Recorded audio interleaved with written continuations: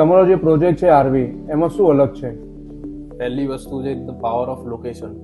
જ્યારે પણ commercial project કરી રહ્યા હોઈએ ત્યારે એનું લોકેશન મેટર કરે છે, એ ચાહે કોઈ પણ હોય. અને આરવી અરેટ જે છે અમારો project SP ring road touch છે, જે અત્યારે પ્રાઇમ એરિયા ગણી શકાય એવો સિંધુ ભવન રોડ છે, અને 2 રોડ કોર્નર અમને મળે છે. એટલે એસપી રિંગ રોડ ઉપર 2 રોડ કોર્નરનો પ્રોજેક્ટ પ્લસ R3 ઝોનની અંદર છે.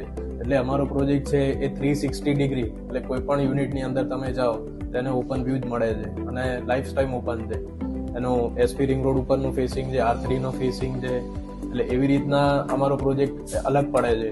બીજા નંબરમાં કે એની અંદર અમે લોકો એટ્રિયમ સર્વ કરી રહ્યા છીએ, અને પર ફ્લોર ફક્ત ખાલી 16 યુનિટ છે, ઓનલી 16 યુનિટ.